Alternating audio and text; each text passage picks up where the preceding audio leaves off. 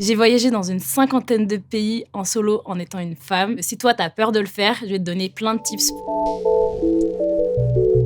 Quand je suis en voyage solo et que j'ai des personnes qui viennent me voir, des mecs ou des gens qui sont un peu curieux, je dis toujours non, il y a mon copain qui est là, il arrive, il est dans le magasin, il arrive, il descend. J'ai toujours une bague à mon doigt. Généralement, ça repousse un peu les personnes qui ont des mauvaises intentions. Dans tous mes voyages, j'ai toujours rencontré une femme qui m'a fait vivre une partie du voyage incroyable. Par exemple, je suis restée 2 jours en Colombie chez une fille que je venais de rencontrer pendant le carnaval. On fait des connexions et des rencontres incroyables parce qu'au final, on a toutes les mêmes problématiques au niveau du sexisme, par exemple, du racisme pour d'autres personnes et on se comprend. On est parti. Un sac à dos, une petite valise, vous allez pouvoir prendre tous les moyens de transport possibles. Par exemple, les taxis-motos en Asie, les taxis-motos en Amérique du Sud, des taxis partagés. Pour les indispensables, je prends toujours ma batterie externe.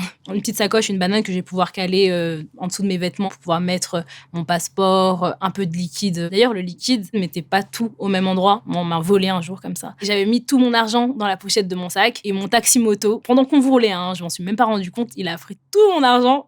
Et quand je suis arrivée à destination, je me suis rendu compte que j'avais plus d'argent parce que je voulais prendre le bus. Pour les hôtels, j'ai un bloqueur de porte qu'on peut trouver un peu partout. Et au moins, t'es sûr que ta porte, elle est bloquée et que personne ne va pouvoir rentrer dans la nuit. Ça te fait sentir un peu plus safe.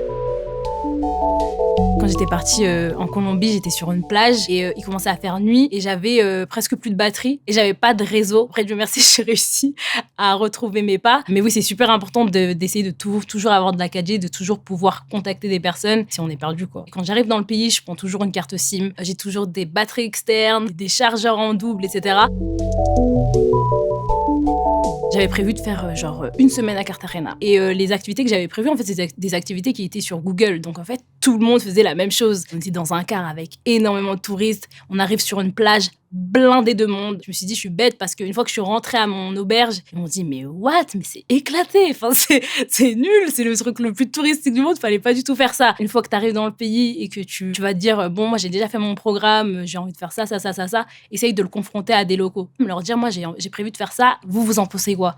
Et peut-être qu'ils vont vous proposer des choses encore mieux, des choses à laquelle tu n'auras jamais pensé. Et ça va vraiment changer ton voyage. Moi, je pense qu'il faut pas faire ou ne pas faire quelque chose juste parce qu'on est une femme. Dans le sens où on va pas se dire, j'ai pas envie, je vais pas voyager seule parce que je suis une femme. Je vais pas aller prendre un hostel parce que justement je suis une femme. Je vais pas prendre un taxi-moto parce que je suis une femme. On devrait pouvoir faire ce qu'on veut.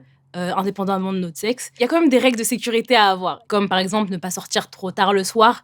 Même si tu rencontres des personnes qui sont hyper cool, avec qui tu t'entends super bien, ne pas leur donner toutes les informations sur le lieu où tu dors, sur ce que tu vas faire demain. Des petites sécurités qui sont quand même importantes à avoir, même si on est des voyageurs aguerris. C'est hyper important quand tu arrives dans un pays de pas ressembler à une grosse touriste avec, par exemple, ta grosse banane, ton gros appareil photo, tes grosses lunettes de soleil. Enfin, direct, en fait, tu te fais repérer. Tu vas être moins ciblé si tu as eu un projet un jour de faire le tour du monde ou même juste d'aller à côté de chez toi, je sais pas, dans le sud ou à Londres. Fonce parce que le temps, on le rachète pas. Et voyager, c'est l'une des choses les plus incroyables du monde. Tu repousses tes limites et c'est ouf. Bref, j'ai pas les mots pour ça. Mais foncez vraiment, n'hésitez pas.